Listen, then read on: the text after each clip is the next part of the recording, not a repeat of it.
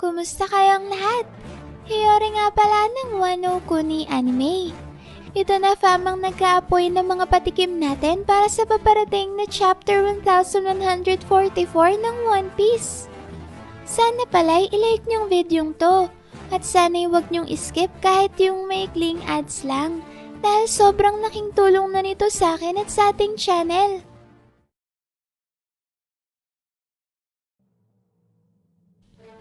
Sa chapter na to fam, may muling nagpapatuloy ang cover story ng paglalakbay ni Yamato sa Wano, kung saan pagkatapos nga napabagsakin niya si Usu sa pamamagitan ng isang atake lang, ay yung grupo naman ito ang kanyang pinutumba. Dito'y makikita natin na madaling natalo ni Yamato ang lahat ng mga tauhan ni Usu, kaya naman mangangahulugan na rin ito fam ng paglaya ng mga nakidnap ng kanyang grupo na mga mamamayan ng Wano, pati na rin ang dalawang magkapatid na Tobiropo na sina Ulti at Page 1. At ngayon nga fam na matagumpay nang napigilan ni Yamato ang iligal na operasyon ng grupo ni Usu sa Wano. Sino naman kaya ang sunod na makakaengkwentro ni Yamato sa kinatatampo kanyang cover story na to? Dito na ba natin malalaman kung nakaligtas nga ba sina Kaido at Big Mom mula sa pagsabog ng underwater volcano sa Wano? At may connection rin kaya ang cover story na to sa kasalukuyang nangyayari ngayon sa Elbaf Arc? Ano sa tingin niyo fam? Meron pa ba kayong gustong makita sa cover story ni Yamato? Pagkatapos naman ng cover page ay pumunta na tayo ngayon sa mga nagbabagang aksyon sa mismong chapter, kung saan nagpapatuloy ang pagharap ng buong Elbaf sa matinding opensiba na pinakawala ng mga Holy Knights. Dito nga'y makikita natin ang mga Giants na nahihirapang labanan ng mga dambuhalang halimaw na pinalabas ni Saint Killingham mula sa masasamang panaginip ng mga batang estudyante ng Walrus School. Malalaman rin nga natin dito fam na hindi pala talaga biro ang lakas ng mga higanteng halimaw, dahil kahit nga ang mga mandirigmang giants ng Elbaf ay nahihirapang matapatan ng mga ito sa isang direktang bakbakan. Hindi ba't nasaksihan na natin na maging ang grupo ng Fire Brigade ng Warland ay nagawang mapabagsak ng isa sa mga dambuhalang halimaw sa pamamagitan lang ng isang hampas? Kaya naman talagang mapapalaban ng mga giant warriors ng Elbaf sa matinding devil fruit ability na ito ni Saint Killingham. Pagkatapos naman yan fam, may sunod na pinakita ang half-giant at half-human na anak ni Scopper Gaban na si Colon. At dito'y malalaman natin na pinarusahan pala siya ng kanyang ina na si Ripley dahil sa eskandalo na kanyang ginawa sa Walrus School nung bigla na lang niyang inatake si Luffy nang walang pasabi.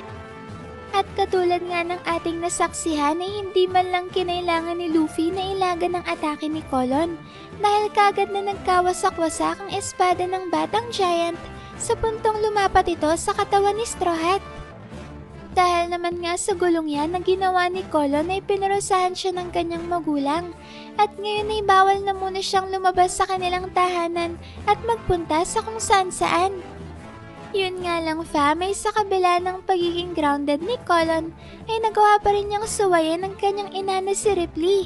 At sa gitna nga ng malaking krisis na ito na kinaharap ngayon ng Elbaf, ay nagpa siya si Colon na umalis sa kanilang bahay at magdala ng isang mess ship sa Western Village, kung saan naman niya pinasakay ang Straw Hats na sina Jinbei, Brook, Usopp at Nami. Sinabi dito ni Colon na intensyon niya raw talaga na sunduin ng Straw Hats upang may sama ang mga ito sa gitna ng nagaganap na sagupaan sa pagitan ng dambuhalang mga halimaw na pinalabas ng Holy Knights laban sa persa ng mga mandirigmang giants ng Elbaf. Kaya naman dahil dyan fam ay magkakaroon ulit ng pagkakataon sina Jinbei, Brook at Usopp na makapagpakitang gilas sa isang matinding laban sa Elbaf Arc. Malaki naman ang posibilidad na si Nami ang siyang rumesponde sa malaking sunog sa 8th branch upang maapula ang kumakalat na apoy doon. Magagawa yan ni Nami fam sa tulong ng kanyang signature weapon na Climb Attack. Kasama na rin ang dating Thundercloud homie ni Big Mom na si Zeus na ngayon ay matagumpay nang nakapag-fuse sa sandata ni Nami. Bukod naman sa pag-apula ng sunog ay mataas rin ang tsansa na makaharap ni Nanami at Zeus ang Nightmare Thundercloud na pinalabas ni Saint Killingham mula sa bangungot ng isa sa mga batang giants. Habang sina Jinbei at Brook naman ang siyang haharap sa iba pang mga tambuhalang halimaw ni Saint Killingham. At syempre fam, ito na rin ang tsansa ni Usopp upang maisakatuparan ng ilan sa kanyang mga popular na kwentong barbero, katulad na lang ng kanyang deklarasyon na siya ay isang matapang na mandirigma ng karagatan. Malay natin fam, baka ang bangungot pa mismo ni Usopp ang bigyan ng buhay ng Devil Fruit ability ni Saint Killingham at siyang kailanganing harapin at higitan ni Soggy King. And speaking of bangungot fam, ano naman kaya ang mga pinakakinatatakutang bagay ng Straw Hats? Maaari kayang mapasailalim rin sila ng kakayahan ni Saint Killingham at pagkatapos ay mabigyan ito ng buhay ang kani-kanilang mga masasamang panaginip? Ang isa pa palang nakakatuwang bagay sa tagpo na yan fam, ay dito natin malalaman na isa pala si Ganko sa mga masusugid na tagahanga ng musika ni Brook. Biruin niyo yun fam? Pati palang mga Celestial Dragons sa Marijuay naabot na rin ang musika ng tinaguriang Soul King. Mabuti na lang rin pala at wala pang Celestial Dragon na nakaisip na ipakidnap si Brook upang gawing kanilang personal musician, kagaya na lang ng ginawa ng hindi pa tinutukoy na Celestial Dragon na siyang nagpadukot sa noon ay kasalukuyang East Army Commander ng Revolutionary Army na si Ginny. Pinakidnap nga si Ginny ng nasabing Celestial Dragon na to upang kanyang maging asawa. At paglaon ay nagkaroon ng supling si Ginny mula sa World Noble na to. At ang sanggol na yun ay walang iba kundi si Jewelry Bonnie. Kaya espesyal rin talaga itong si Bonnie fam. Dahil nga anak siya ng isang misteryosong Celestial Dragon. At hindi malabong mangyari na isang makapangyarihang World Noble ang kanyang ama. Dahil nagawa nitong mapadukot ang isa sa matataas na opisyal ng Revolutionary Army. Yan ang dahilan fam, kaya may posibilidad na ang mismong commander ng Holy Knights na si Figureland Shamrock ang siyang nagpakidnap kay Ginny at siyang tunay na ama ni Bonnie. Kaya siguro may pambihirang lakas rin itong si Bonnie fam, dahil ang kanya palang ama ay ang mismong kakambal ng napakalakas na Emperor of the Sea na si Red Hair Shanks. Ang matindi pa dyan ay kung ganito nga ang nangyari, ay mangangahulugan nito na si Bonnie pala ay apo ng isa sa mga miyembro ng Gorosei. Kaya talaga namang hindi katakataka na nagawa ni Bonnie na makipagsabayan sa Five Elder na si Saint Saturn, sa tulong na rin ng kanyang iniidolo na si Monkey D. Luffy. And speaking of Bonnie fam, ay baka muli na rin nating makita ang kanyang Nika form, lalo na't nasa ilalim ngayon ng matinding krisis ang kaharian ng Elbaf. Kaya nangangailangan talaga ng tulong ang mga giants mula sa giant form ni Bonnie na isa ring giant na Nika. Sa sunod na bahagi naman ng chapter na ito fam, ay ang grupo ni na Frankie at Ripley ang siya nating makikita.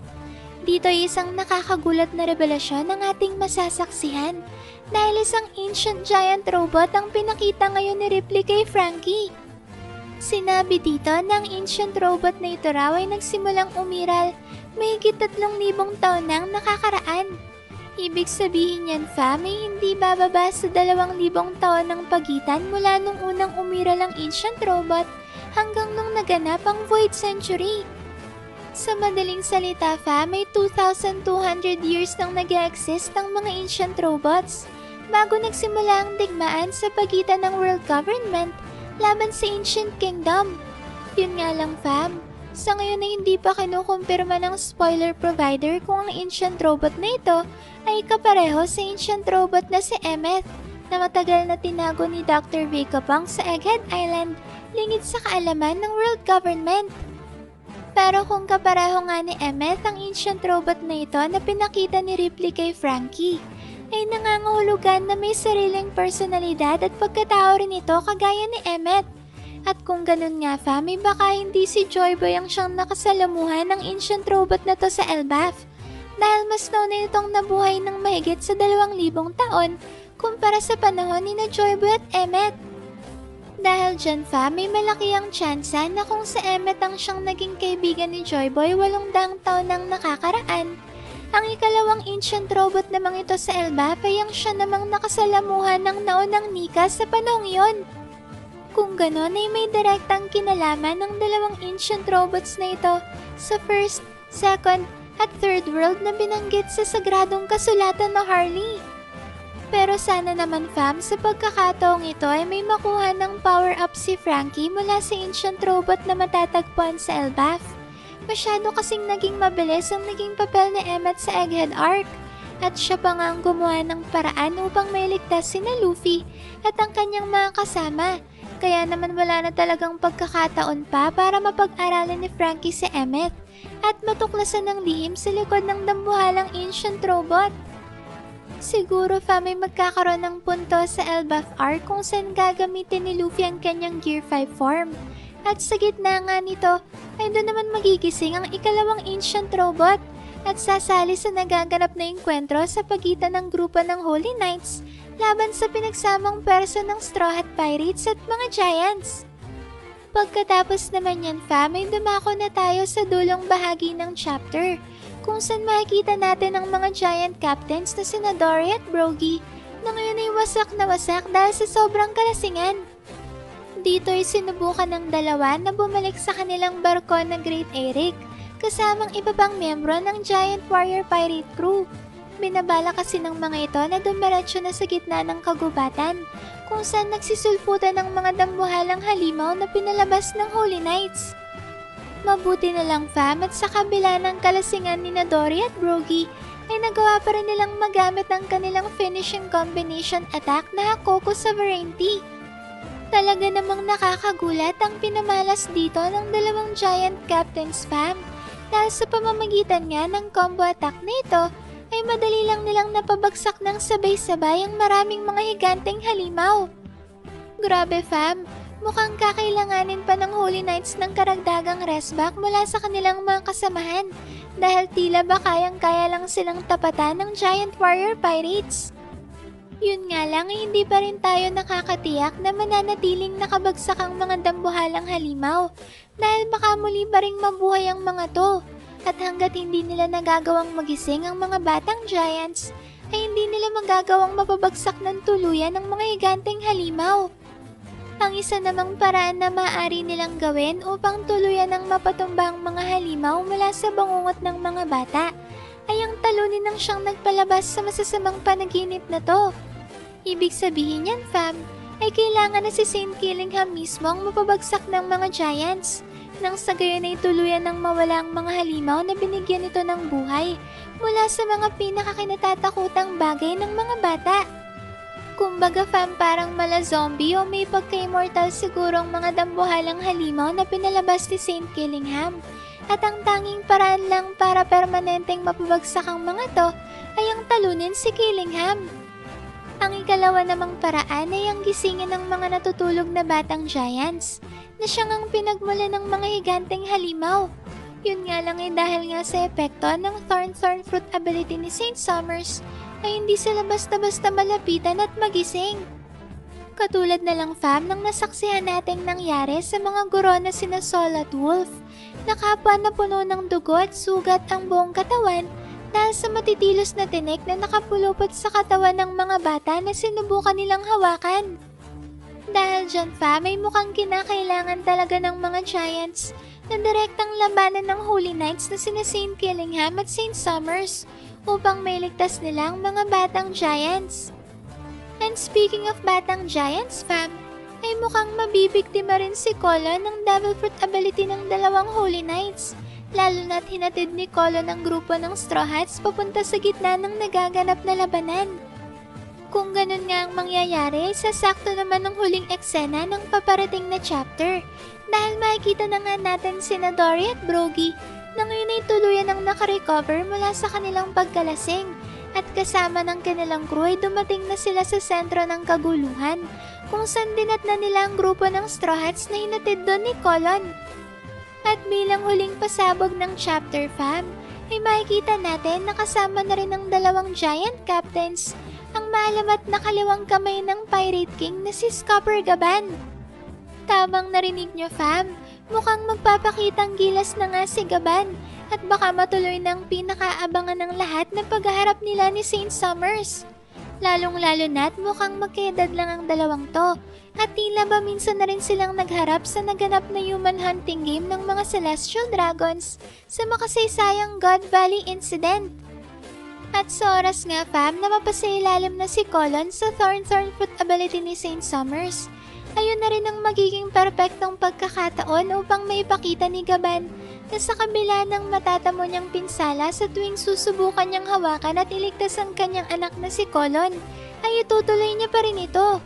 At sa pagkakataon ngang yun ay may papamukha ni Gaban kay Summers na baliwala lang sa kanyang Thorn Fruit ability ng Holy Knight at pagkatapos ay doon na niya ito lalampasuhin. Grabe fam, ang pinagsamang persa ng Giant Warrior Pirates, Scupper Gaban at Straw Hats laban sa tatlong Holy Knights sa sina Saint Killingham, Saint Summers at Gangko. Mabuti na rin pala fam at abala pa ngayon sa underworld ng Monster Trio at Giant Warrior Pirates. Dahil sa parang ito ay mas mabibigyan ng spotlight ang ibang miyembro ng Straw Hat Crew nang sa gayon ay sila naman ang makapagpakitang gilas. Dahil para bang sina Luffy, Zoro at Sanji na lang palagi ang siyang humaharap sa malalakas na mga kalaban. Magandang paraan na rin yan fam para maging handa ang ibang mahihinang crew ni Luffy sa nakatakdang pagsasalpukan ng Straw Hat Crew laban sa Blackbeard Pirates. Grabe, sobrang siksik na naman sa mga naglalagablab na aksyon ng paparating na chapter. At ang mas matindi pa nga dyan ay wala na namang break ang One Piece manga sa susunod na linggo. Kaya naman asahan natin ang chapter 1145 ay lalabas sa April 4 Friday para sa fan translation at April 7 Monday naman para sa official English release. Ano sa tingin nyo fam? May darating pa kayang karagdagang reinforcements ng Holy Knights ngayong sumali na rin sa laban ng pinakamalalakas na mandirigma ng Elbaf, ang dalawang Giant Captains at si Scupper Gaban? May posibilidad pa kaya na maling magpakita si Shamrock sa nagaganap na labanan ngayon sa Elbaf Arc? Ano naman kaya ang mangyayari kay Prince Loki at kailan kaya sasali sa laban ng Monster Trio? Kayo na lang fam ang bahalang magbahagi dyan sa comment section kung ano bang masasabi nyo sa napakabangis na chapter na to. Maraming salamat fam sa solid at walang sawa niyong pagsuporta sa ating channel. Sana'y palagi kayong ligtas at nasa mabuting kalagayan. Mag-ingat kayo palagi. See you on our next video and stay good fam!